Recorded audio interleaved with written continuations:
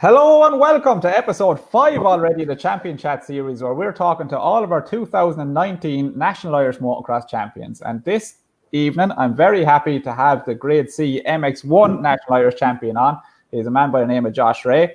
And of course, this has been brought to you by beforemx.com, Motoklik.com, and Factory Fins. And if you have any questions, be sure to write them in the comments down below for Josh or myself if you'd like him to answer. So without further waiting, let's get Josh onto the show here now. Josh, welcome on. What does it feel like to be the 2019 Grade C MX1 champion? How you doing? Yeah, it feels good. Yeah, bit strange, but sure. Yeah. So, do you want to tell us a little bit about the season then last year? How it went for you? Here you are, obviously with the red plate into the final round of that loan, but it wouldn't have started out that way in the very beginning down in Vernon Mount. How was the championship for you overall? Yeah, no, the championship was good. Championship was very good. Started off in Vernon Mount. What do you call it? Keelan McLaughlin, he done really well at Vernon Mount. I came second, I think. And then throughout the season, I think Keelan, he had a few injuries, so it held him back. But we then went to Tandragee. I think Keelan had a broken wrist or something like that there between round 1 and 2. So he still came to Tandragee, but he was a wee bit worse for wear. I came second overall at Tandragee, and I got the overall, which was nice. I came second overall, but I got the series lead. Went to Robinson's, I think it was, and then Keelan got the series lead back again. And then Derry Arkin, I think, went to round 4. Keelan came off at Derry Arkin, and then I got the series lead, and then went to Desmond Martin. Keelan didn't show up, and he was injured, and I got an empty door or an open door to the championship. So it was easy as that, really. You got to wrap it up then one round early coming into Athlone. So you're telling me in the messages beforehand that the weekend of Athlone was more of a party celebration for you than any real pressure. So was it nice to be able to enjoy that championship win in the final round after battling with Keelan McLaughlin for so long throughout the season? Yeah. Well, like Desmond Martin was so strange. It was like I've never fought for a championship. I mean, it's great to see motocross and whatnot, but at the end of it, I was very nervous at Desmond Martin and didn't want anything happening or whatnot, so it was all up in the air. But whenever we went to Doon, printed up the red plates and got filled the van with beer and a barbecue and whatnot, and had a good night in Doon. And then went out in race 1 and threw the bike over the berm just into the final complex. There was quite a bit of rain the night before, so it had like literally 4 foot of water in it, and I ended up completely submerged in the water. You ended up going for a swim at the last round. Well, it's good it happened after you wrapped up the championship anyway, but it's nice to see that you took a sort of a more relaxed approach into the last race, which is something that people can do as well in motocross. It doesn't all have to be absolutely flat out serious all the time for racing. There is a good time to be had in the campers in the night before and stuff that way. But Joshua, was there any of the terrain that you felt better on throughout the season, one over the other? Like, would you see yourself as a sand rider, or a hard pack rider, or a mixture of both? To be perfectly honest, I love hard pack. I like racing in hard pack. I think it suits me. Through I suppose racing and whatnot, I've always rode sand quite a bit, and so I wouldn't say I'm a sand rider, but I would be better than some others in sand, if you know what I mean. But definitely, I would prefer the hard pack tracks like Tandragee, Vernon Mount. Sand tracks can always be a wee bit. I'm always a wee bit wary. Always a wee bit cautious in the sand tracks. Robinson's and Desmond Martin. What do you call it? You just really have to concentrate. Yeah, definitely. Yeah. And is that kind of terrain you would have grown up riding then yourself, was on hard pack? Is that where you're more comfortable to it, or is it just because that's the way the sand is? It's so difficult to keep upright on? Grew up, we had it was just a small track. beside the yard. Just my dad got a lot. With that, he made it just for a lot of diggers one day, just 4 jumps in it. That's how it started off. But grew up in hardpack. Tandragee, love Tandragee. If every race was at Tandragee, I'd be very, very happy. Brilliant. Maybe they'll have a Tandragee Club Championship for you, just for you, Josh. It's a place I'd like to get out on definitely as well. I've never gotten a chance to ride around Tandragee, but it really looked a superb track that round for the National Irish, even though it was maybe a little bit cold. But you race at Grade C, which is maybe the most competitive of the grades throughout. In given that there's always a number of riders who could take the win on the day, and it's quite a large gate as well. But it's not taken any less seriously in a way as well. So the physical training point of view, that's something you wrote to me in the message and saying that it was something that you had to work on. That during the middle of the motors you started to get a bit tired and fall off the pace coming towards the end of the motor. So what have you done in the last year then to try and increase that performance towards the end of the motor in terms of physical fitness? Yeah, well, that's it. I always found I didn't get a great start, and sort of by end of lap 1, lap 2, lap 3, I was really, really pushing, and by the end of lap 3 or 4, I am knackered. I'm just hanging on.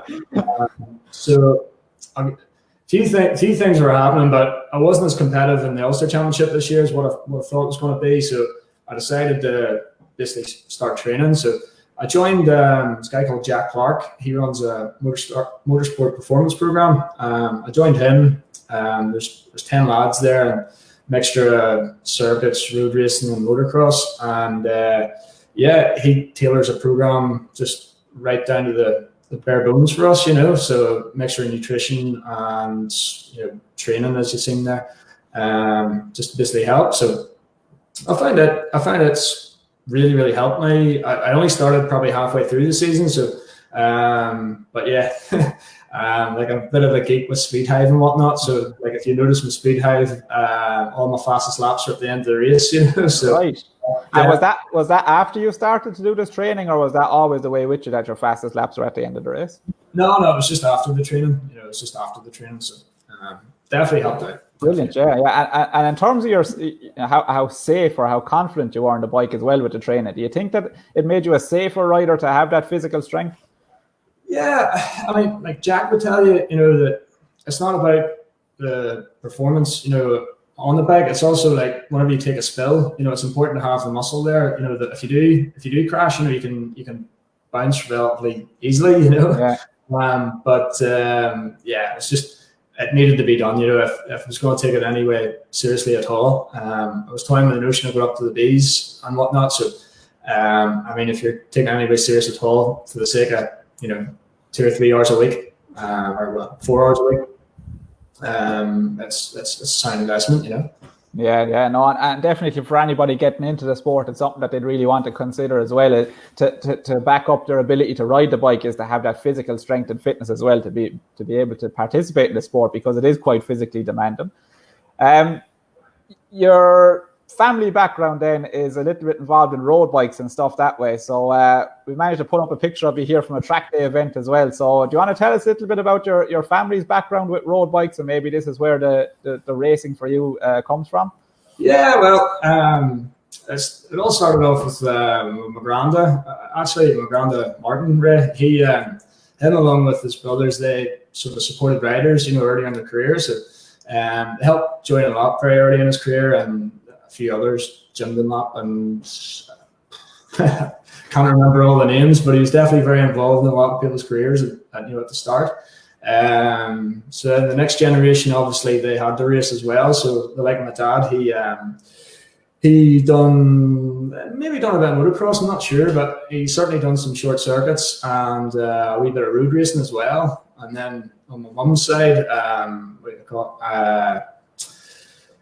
my uncle Davy Johnson, he raced, and my uncle Alec Coulter, he raced as well. Davy actually won a Manx one time.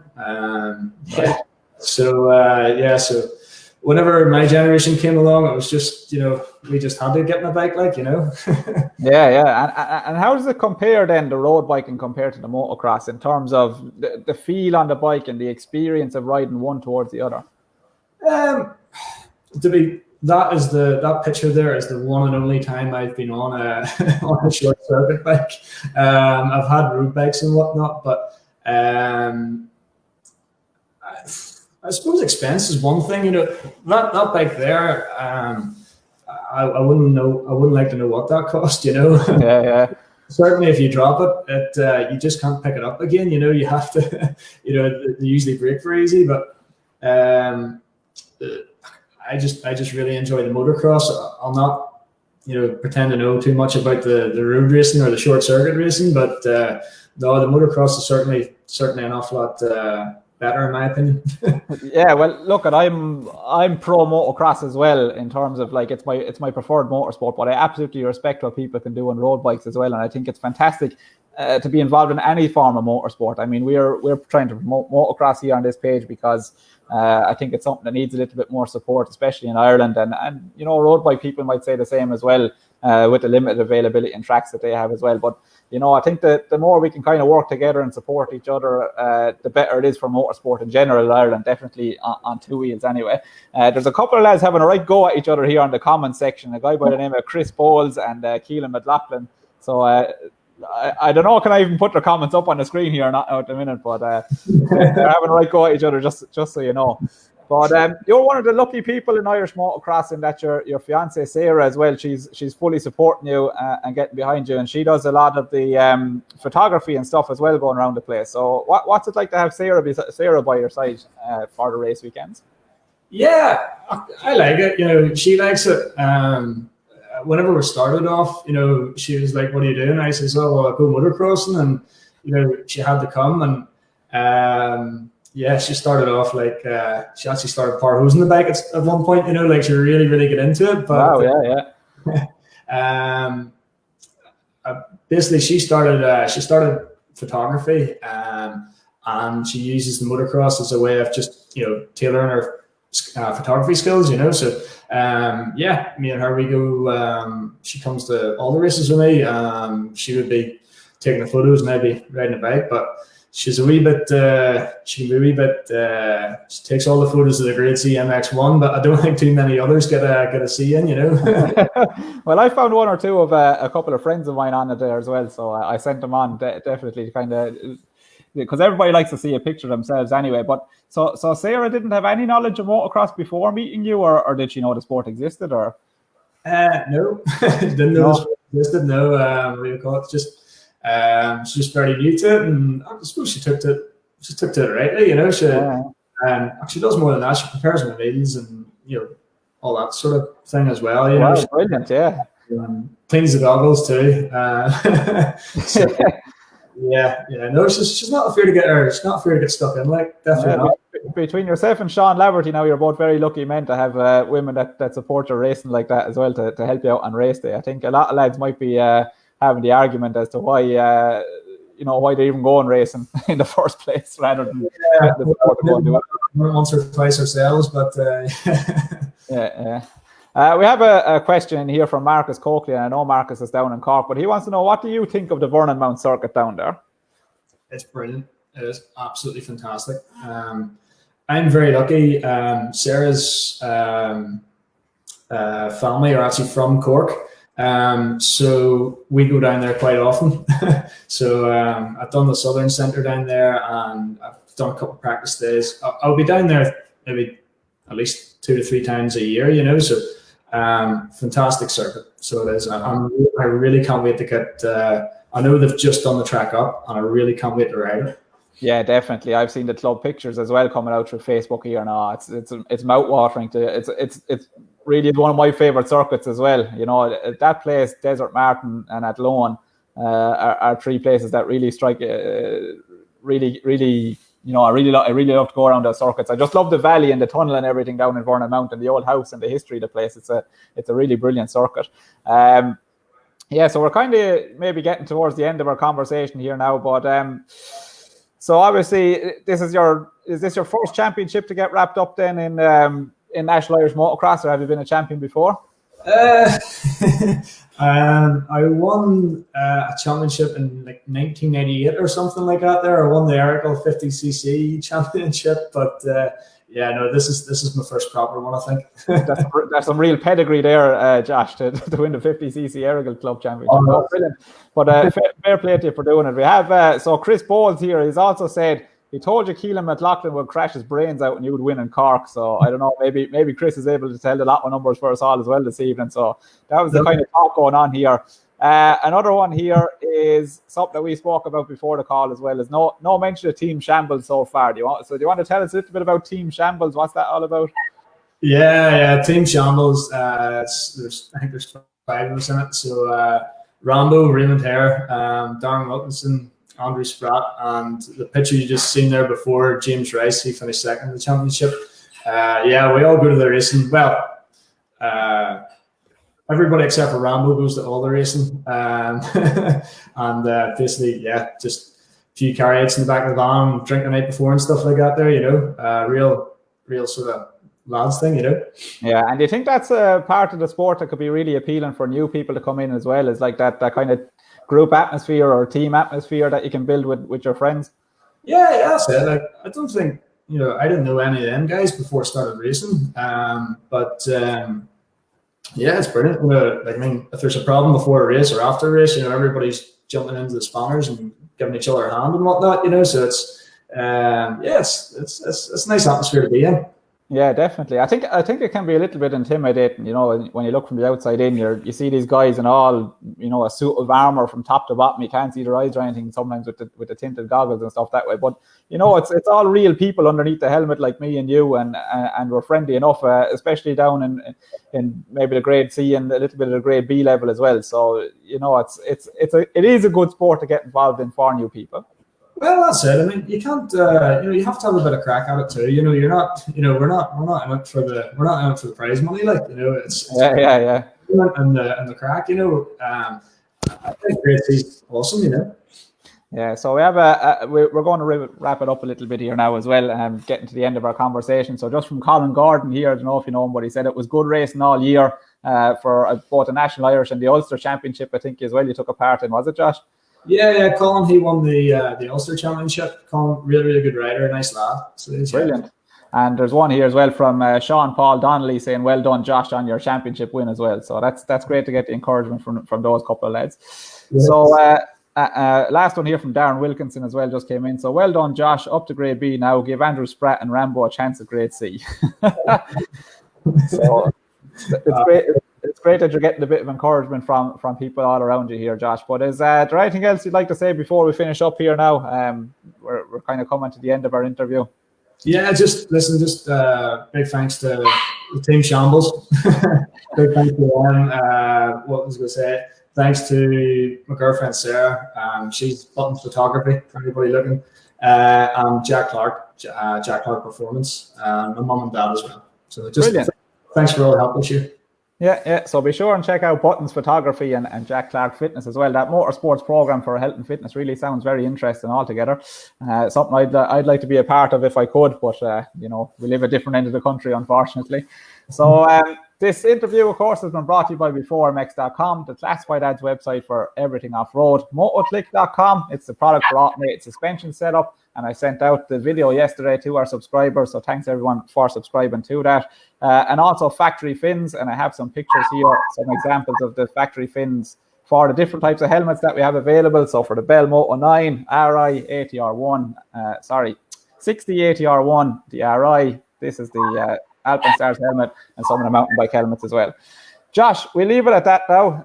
Thanks very much for coming on, and we'll see you again in the paddock whenever we're back racing again. But thanks very much for coming on here this evening. No problem. Thank you very much. All right. Bye-bye. Have a good evening.